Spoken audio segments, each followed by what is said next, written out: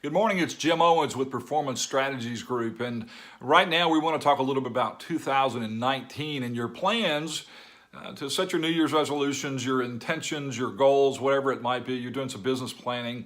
And one of the things that we do is we look for things oftentimes simply to add to our list of things that we're doing, right? We don't take time to take stock of the things that are not useful in our work, in our family, in our business life. We're not used to trying to abandoning things. We're just simply adding to the list of things that we feel like we have to do. But when we work with organizations in strategic planning, or when we work with them in their leadership development programs, and even when we work with people in coaching especially, we want to take a good hard look at what's working and what's not. WWWN is the little acronym that's referred to as, and try to abandon things that aren't working. So in our business life, if we're salespeople or if networking is important to us, we can find ourselves overcommitted to community activities where we're really not benefiting from them. If we're giving back with a sense of passion to certain things, that's great. But if we really think those things are for our benefit as networkers in business development, but we never get an appointment, we never meet anybody new, we always sit with the same people at the same tables, then it's really useless from that regard. So don't kid yourself. I've found myself in this trap before years ago when I had multiple commitments and I thought just being involved in everything was a good idea, and I didn't do any of it well. And as I began to cut loose of different responsibilities, it gave me more energy, more time, and more ability to focus on what was productive. If you are in a leadership role and you're having an incredible number of meetings without people knowing what their action plan is when they leave that meeting, what they're supposed to do differently, better, more, or less of, then I'm not sure your meetings are as effective as you might like them to be.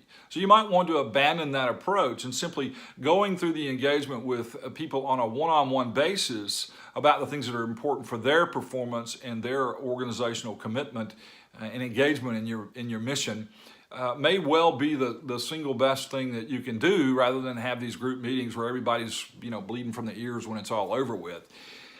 There's a lot to be thought of in our time and in our personal lives too. If you want some time back, maybe pay attention to how much time you're staying on social media. Turn your phone off at night somewhere around 7 o'clock, or set your settings such that you can't be interrupted when you're trying to spend time with your family or when you're trying to go work out. These little bitty things rob us of time and energy, especially at night. They rob us of sleep because the ambient light that goes on around us tricks our bodies into believing that we're supposed to be awake longer. So your tip for the day here is to go to bed without paying attention to the screen for a couple of hours, whether it's television, your iPad, what's the other phone? I'm an iPhone guy. So whatever phone you have, it's that ambient light. Put your clocks in a point where they don't give off all that LED vibe, all the different things. Try to sleep in as dark a room as possible, and always go to bed on time, like your mom said, and get up at the same time as much as you can. Those things will have a cumulative effect on your ability to be productive as you move things out of your own life that are not productive, by figuring out what it is that's working, doing more of that, what's not working, doing less of that, and recognizing that potential slow erosion of your energy and your focus that comes from these little everyday kind of anxieties that we create for ourselves sometimes. So that's the end of the message today.